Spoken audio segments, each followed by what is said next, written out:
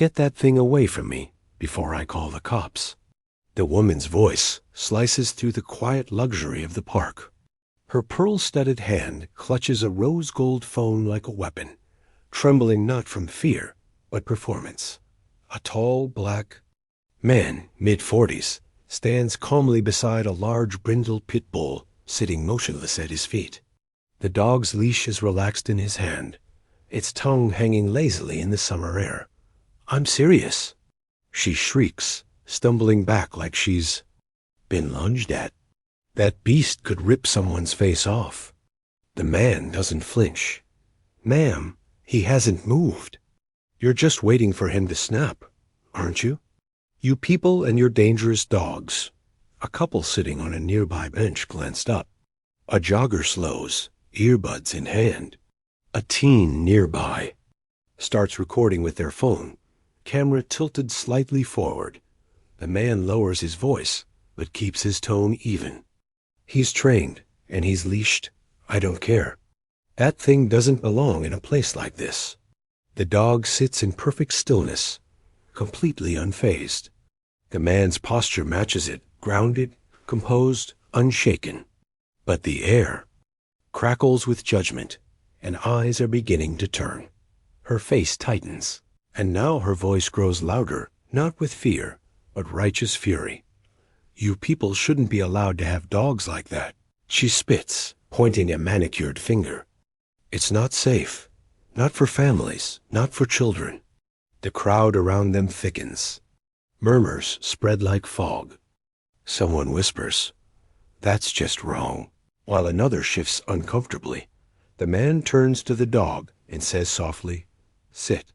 Tankabay's instantly shoulders square, eyes focused, posture perfect. His discipline speaks volumes. "She's unhinged," someone mutters from behind the phone screen. Another onlooker nods, but says nothing. The man folds his arms.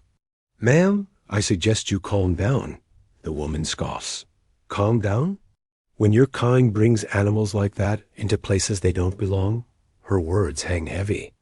The man doesn't react, but the damage is done. The racism isn't hidden anymore. It's loud, clear, and intentional. You trained it to attack, didn't you? The accusation lands like a slap sharp. Personal, absurd. The man raises an eyebrow. "Excuse me? Don't play dumb," she snarls. "You people train these monsters for violence. I've seen the stories. They maul kids, tear people apart." The tension climbs. Her tone is frantic now, her fear manufactured but convincing. "To those who want to believe, look at its eyes," she insists. It's waiting, just waiting to strike. The man doesn't respond. He knows how this works, how hysteria can be a tool of control. Someone in the crowd mutters, "She's reaching." But no one steps forward. The balance of power still tilts in her favor, and she knows it. "That's it," she huffs, pulling out her phone. "I'm calling animal control. This is a threat to public safety." She turns away slightly, ensuring the camera catches her profile. "Yes, hello? There's an aggressive pit bull here. Unleashed. No, he looks dangerous. Yes, the owner is acting hostile too." The man interrupts, voice calm. "The dog is leashed. He hasn't moved." But she cuts him off with a glare. "You don't get to talk to me while I'm on the phone. Especially not in that tone." She's building a narrative, and the camera is her stage. "This is why we need better screening for dog ownership," she says loudly into the receiver. "These kinds of men shouldn't be allowed around children. Not with that breed." The crowd shifts uncomfortably. Some look away. Others keep recording. But still, no one speaks. Her voice echoes with entitlement, with a false sense of safety powered by institutional racism. And the man silent, still holding the leash, is treated like the danger. "Mom." A child's voice pierces the tension. Small, curious, honest. "Mom, that's the dog whisperer. That's Cesar Millan." The air seems to pause. Heads turn. Phones tilt. Whispers ripple through the onlookers. Cesar Millan? No way. That's him? Dude. That's the dog guy. The woman freezes, mid-sentence. Her phone lowers a few inches. Wait, what? The man gives a small, knowing smile. Just a tilt of the head. Nothing boastful. A teenager near the front of the crowd steps forward, holding up her phone. Are you Cesar Millan? Like, the real one? He nods gently. Yes. Now the silence belongs to her. Her eyes dart left and right, trying to make sense of it. The pit bull she called a threat is now a viral icon of obedience. The man she labeled dangerous is suddenly a celebrity, and not just any celebrity, but the world's most famous dog trainer. The control she had gone, the fear tactic exposed. And the crowd that once wavered? They're no longer looking at the dog. They're looking at her. Let's keep it simple today, Tank, Cesar murmured, tightening the leash gently as they strolled past a trimmed hedge wall. No camera crew. No booming mics. No entourage. Just a hoodie, jeans, and an old Dodgers cap pulled low. It was the kind of morning meant for anonymity. He loved being recognized for his work, his dogs, the change he brought. But not today. Today, he just wanted to be a man walking his dog. No celebrity, no stage, no expectations. Tank walked in, synced beside him, silent and alert. Not a pull on the leash, not a glance out of place. The sun filtered gently through the trees of this polished neighborhood, gated driveways, imported roses, silent Range Rovers lining the streets. But even here, where everything was manicured to perfection, there was always something beneath the surface. Cesar felt it, like a breeze before a storm. He remembered the first time he saw Tank, matted fur, trembling legs, a chain so tight it had scarred his neck. The dog didn't bark. He didn't growl. He just stared at the wall like he didn't expect life to continue. They said he was too far gone. Cesar had told a shelter worker. I say they didn't give him a chance. It took months of silent walks, of slow feeding, of no sudden movements. But Tank came back. Not all at once, but piece by piece. No, he walked beside Cesar without tension, without fear. His body had healed.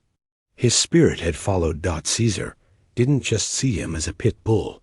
He saw redemption, growth, proof that even those branded as aggressive could become peaceful if treated with patience and respect.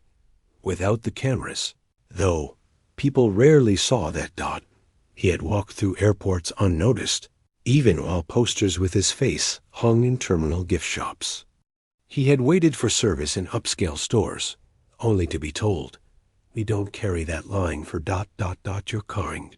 He had been called "Sir" when he wore a blazer and "Hey, man" when he wore sweats. Fame was conditional. His skin, however, WSN single quotes T. Cesar, had learned that microaggressions don't need slurs to leave bruises. Sometimes it was a look held too long. Other times it was a tone sharpened like a blade. He wasn't bitter, just aware. His calm didn't come from ignorance. It came from understanding how easily the world misjudged people who looked like him, especially when they were holding a pit bull.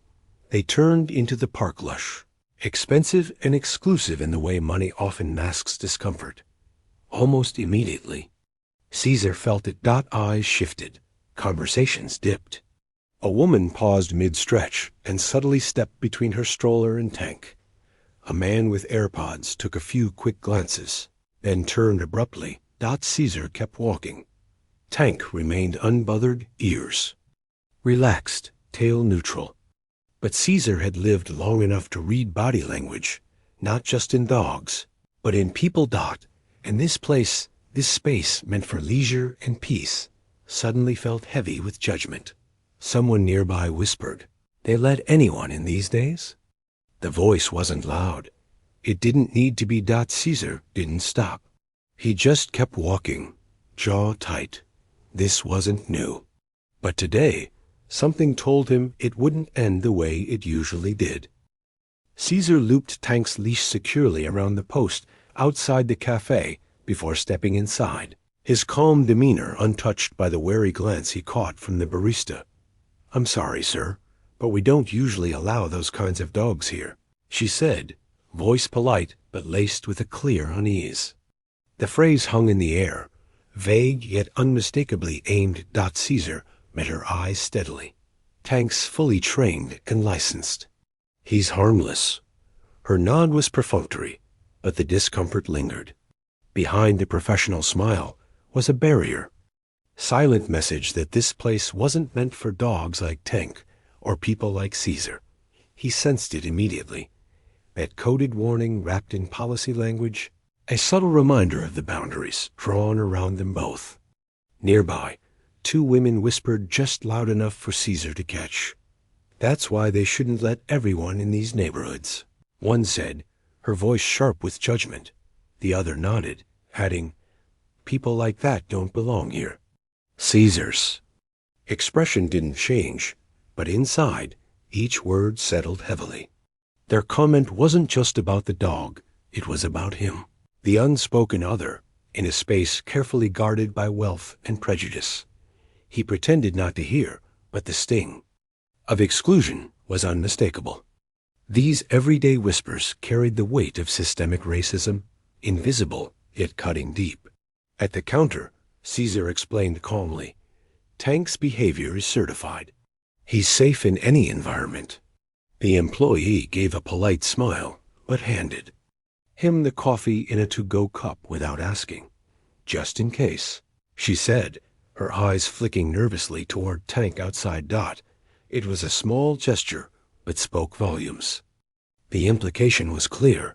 Linger if you want, but know you're not truly welcome. Cesar accepted the cup quietly, the subtle exclusion echoing louder than any overt insult. As Cesar and Tank continued their walk through the park, a jogger sped past, muttering under his breath, "What is it with them and pit bulls?" Cesar didn't respond. His face stayed composed, but the remark landed like a quiet blow. These small slights, unnoticed by most, reflected the deep-rooted stereotypes that fueled fear and mistrust toward both the breed and its owner.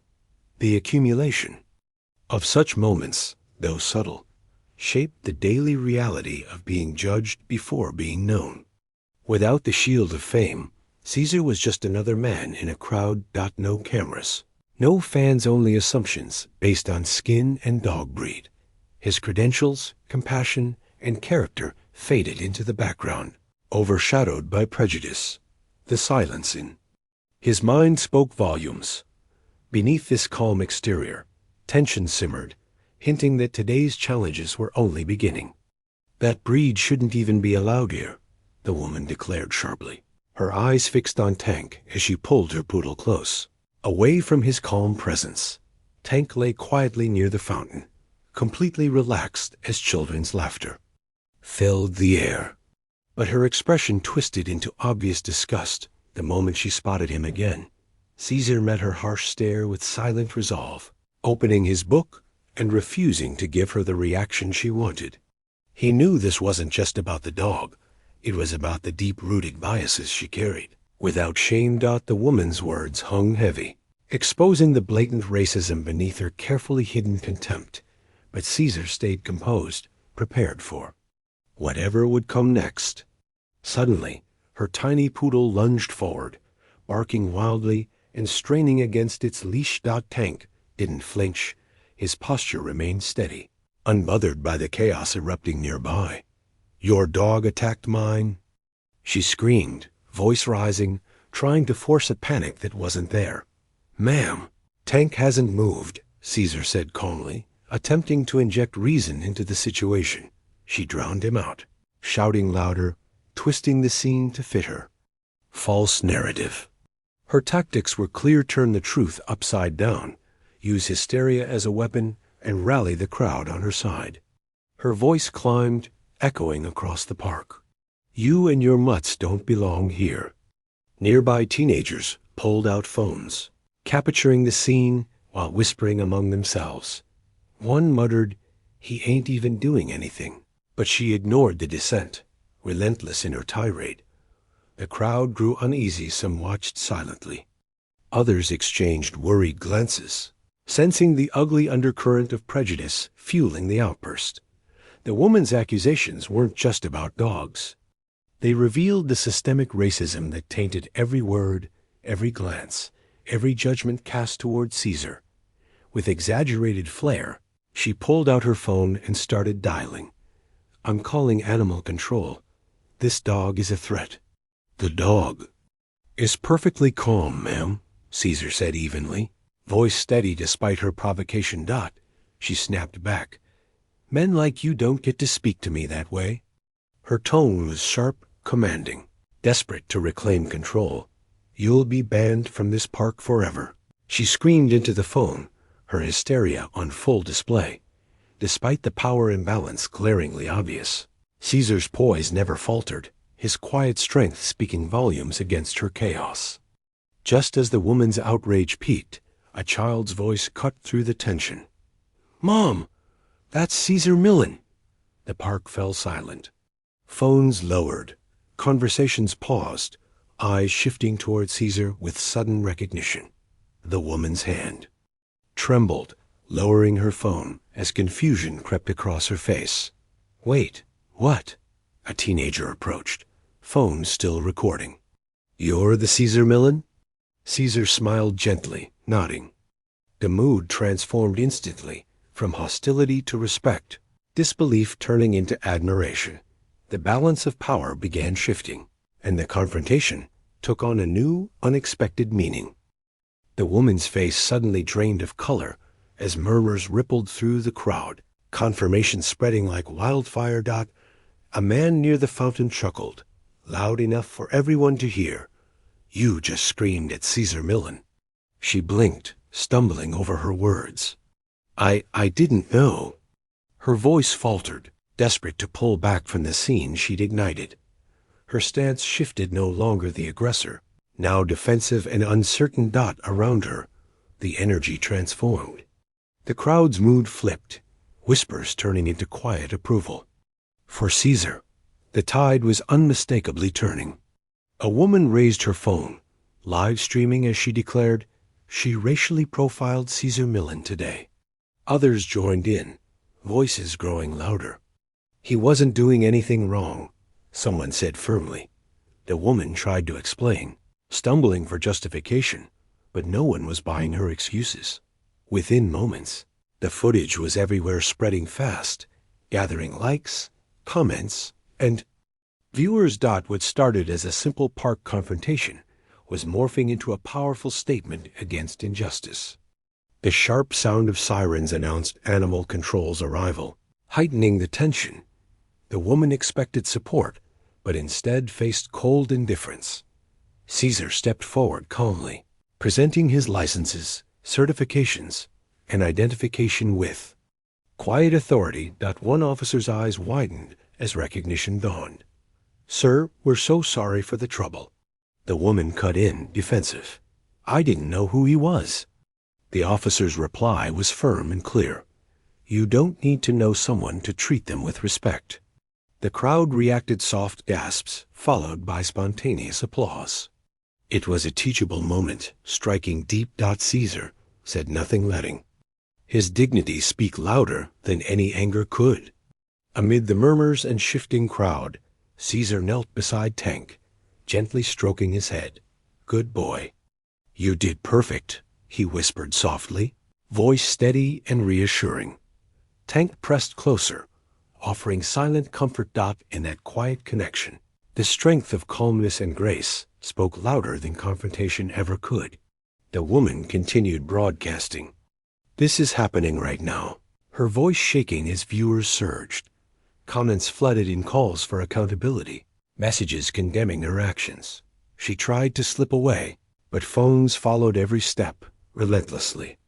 The power of the internet had taken hold. The story was no longer just local. "Watch this," a voice on TikTok urged, as the video showing the calm pit bull and the angry woman quickly circulated. Within hours, millions had seen the footage. Tank wasn't just a dog. Now he was a symbol of quiet strength in the face of injustice. Comments poured in. This woman needs to learn respect. Cesar handled that with such grace. Hashtag justice for Tank forever. Across Instagram and Twitter, hashtags like hashtag respect without recognition was trending, sparking conversations about racism, breed discrimination, and dignity. The online world had spoken. Tank's calm defiance resonated deeper than anyone expected. The woman's response came hours later, a brief, vague apology posted on social media. "I'm sorry for the misunderstanding," she wrote, but said nothing about her actions or the hurt caused. Viewers didn't buy it. "No accountability here," one comment read. "Empty words don't fix racism." Her followers dwindled, and brands connected to her quietly pulled away, unwilling to be linked to controversy. The apology had only fanned the flames, highlighting how insincerity can deepen public outrage. Cesar appeared on morning shows, his tone calm yet passionate. He spoke about the fear society has of the misunderstood, whether it's a dog breed like a pit bull or a man judged by his skin color. Respect, he said, should never depend on recognition. It should be automatic, given to every living being. His words struck a chord, shared and unshared by celebrities, activists, and viewers nationwide. For many, Cesar's message was a call to rethink how we see and treat one another in everyday life. Tank gained a massive following on Instagram, becoming a beloved figure for kindness and strength. A major dog food brand offered to sponsor Cesar's rescue efforts, helping more dogs like Tank find new lives. The park board issued a public apology, promising to overhaul their policies to prevent discrimination. Signs soon appeared around the park. All breeds welcome. All people welcome. A clear statement that change was real and ongoing. Days later, Cesar returned to the park with Tank, no cameras, no crowds. Just a man and his dog walking a familiar path. Faces that once looked away now smiled. Whispers of "thank you" followed softly behind them. Cesar didn't speak. He didn't have to. His quiet presence said more than words ever could. The journey wasn't over, but the path ahead was brighter, powered by truth, respect, and the enduring calm of a pit bull named Tank. Have you ever witnessed someone being judged unfairly just because of how they look, what they wear, or where they come from? Maybe you saw it happen right in front of you, and maybe you felt powerless to stop it. Think about those moments. What did you do? Would you speak up or stay silent? Share your thoughts below. How would you handle a situation like this? Your voice matters, and your experiences can help others learn and grow. If this story moved you, don't keep it to yourself. Like, share, and subscribe to support content that challenges racism and uplifts dignity. Together, we can stand for respect that goes beyond race or reputation and make real change happen.